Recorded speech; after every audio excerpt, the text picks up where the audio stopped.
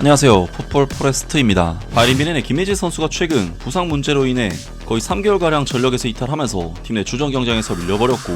김혜재 선수는 프리시즌 내내 후보 자원들과 경기를 하면서 철저하게 3순위 센터백으로서 시즌을 시작했었는데, 실제로 김혜재 선수는 이번 시즌 철저하게 벤치 신세로 밀려나면서 방출설까지 나올 정도였지만, 김혜재 선수는 오늘 새벽에 있었던 경기에서 그야말로 미쳐버린 활약을 펼치면서 자신이 여전히 살아있음을 증명해냈습니다. 김혜재 선수는 지난 시즌 아킬레스건 부상 문제로 인해 컨디션 관리에 있어 큰 어려움을 겪었고, 그로 인해 피파 클럽 월드컵이라는 큰 대회를 한꺼번에 날려버리는 선수로서 커리어적으로 너무나도 큰 손실을 겪게 됐었습니다. 김희재 선수는 7월 초부터는 그래도 팀 훈련에 합류를 하면서 부상에서는 복귀를 한 상황이었는데, 김희재 선수는 바이에른 뮌헨의 프리시즌, 토트넘전, 올림픽 리옹전, 그라스호퍼 클럽 추리전 등 모든 경기를 주전조가 아닌 백업 및 유스 선수들과 함께 출전을 하면서 사실상 3순위 센터백으로서 팀 내 입지가 굳혀지고 말았는데요. 하지만 김희재 선수는 라이프치히와의 분데스리가 경기에서 교체로 출전하면서 미친 스프린트를 통해 어시스트를 해내는 등 좋은 폼을 보여줬고, 그러한 활약을 통해 김희재 선수는 바이에른 뮌헨 구단 내부에서 사실상 잔류가 결정이 되었다는 소식이 전해졌었습니다. 하지만 김희재 선수는 분데스리가에서는 계속해서 벤치 명단에만 이름을 올리면서 후보 자원으로 평가를 받고 있고, 김희재 선수는 DFB 포칼 1라운드 3부 리그 클럽인 벤 비스바덴을 상대로 선발 출전하면서 경기에 나설 수가 있었는데, 안타깝게도 김희재 선수는 3부 리그를 상대로 한 컵대회에서만 선발로 기회를 받았을 뿐, 이번 시즌 분데스리가에서 총 15경기 중 6경기 선발 출전, 3경기 교체 출전, UEFA 챔피언스 리그에서는 총 6경기 중 단 1경기만을 선발 출전하면서 사실상 바이에른 뮌헨의 공식전 중 3분의 1 정도만 선발로 나설 정도로 벤치 자원으로 분류가 되면서 2025년을 마무리하고 말았습니다. 아무튼 그러한 상황에서 겨울 휴식기를 맞이한 바이에른 뮌헨은 크리스마스와 새해를 휴가로 보낸 선수들이 복귀를 했고, 다가오는 주말 리그 복귀전을 위한 레드불 잘츠부르크와의 연습 경기를 바로 오늘 새벽에 진행을 했었는데요. 레드불 잘츠부르크는 오스트리아 분데스리가에서 현재 리그 1위를 달리고 있는 오스트리아 리그 하면 가장 먼저 떠오르는 최강의 팀인데, 이번 경기에서 바이에른 뮌헨은 전반전과 후반전에 팀을 아예 나눠서 진행을 했고, 김민재 선수는 후반전 팀에 포함이 되어 요나단타, 세르지 그나브리, 루이스 디아스, 콘라드 라이머, 레나르트 칼 등 1군 선수들과 함께 출전을 하게 됐었습니다. 그리고 이번 경기에서 바이에른 뮌헨은 전반전에는 사실 크게 화력을 발휘하지 못하면서 1대0의 스코어로 전반전을 마무리했고, 김희재 선수가 출전한 후반전에 무려 4골을 더 추가하면서 레드불 잘츠부르크라는 결코 만만치 않은 팀을 그야말로 박살을 내버렸는데, 김희재 선수는 이번 경기에서 그야말로 미쳐버린 활약을 펼치면서 바이에른 뮌헨이 계속해서 경기 주도권을 잡고 갈 수 있도록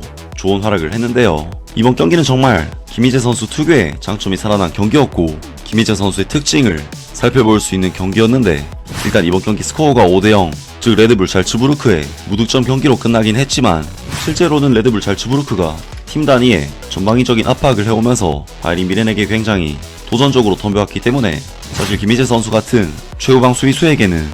큰 어려움이 발생할 수 있는 경기였고, 실제로 바이에른 뮌헨은 잘츠부르크의 강한 압박에 중원에서 턴오버도 꽤나 발생을 했었는데요. 하지만 정말 이상할 정도로 김희재 선수만큼은 도무지 공을 뺏기지 않는 정말 마법같은 키핑을 보여주면서 바이에른 뮌헨의 볼 소유권을 지켜냈고, 상대 선수들이 김희재 선수를 둘러싸거나 각도를 어느정도 막고 있는 상황에서도 김희재 선수는 어떻게든 패스기를 찾아내면서 전방으로 연결을 했습니다. 정말 김희재 선수가 대단한 부분이 백패스는 어지간해서는 안 한다는 부분인데, 상대가 압박을 들어오는 상황에서 전방으로 패스를 찔러 넣는 것이 사실 심적으로도 상당한 부담이 될 수 있는 일이지만, 김희재 선수는 늘 하던 일이기 때문에 당연하다는 듯이 볼을 찔러 넣었고, 기술적인 부분도 대단했던 것이 워낙에 낮고 깔려서 빠르게 전달되는 패스들이 많았기 때문에 각도를 좁히고 나온 잘츠부르크 선수들이 무색해진 순간이었는데요. 게다가 심지어 김희재 선수는 상대의 압박을 벗겨낸 뒤 스스로 한 명을 제친 뒤에 전방으로 볼을 찔러 넣는 장면까지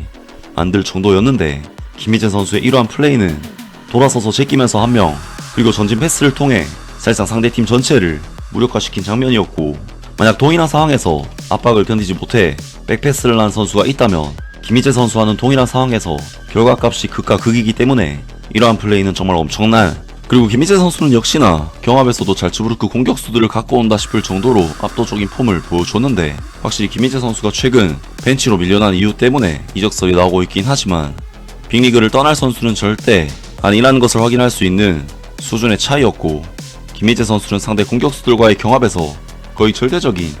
수준 차이를 보이면서 그야말로 씹어먹는 활약을 펼쳤습니다. 그리고 김희재 선수는 확실히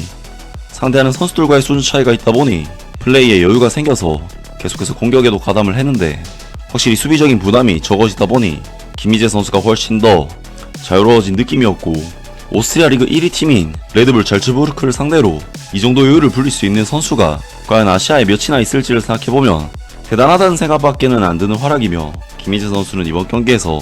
패싱이면 패싱, 수비면 수비, 공격 가담이면 공격 가담, 그야말로 미쳐버린 활약으로 자신의 건재함을 증명했습니다. 이번 경기에서 김희재 선수는 후반전 경기만 뛰었음에도 파이널 서드 지역 패스를 무려 7개, 리커버리 6개 등 공수 양면으로 미쳐버린 스탯을 찍었고 평점 7점대의 좋은 평가를 받으면서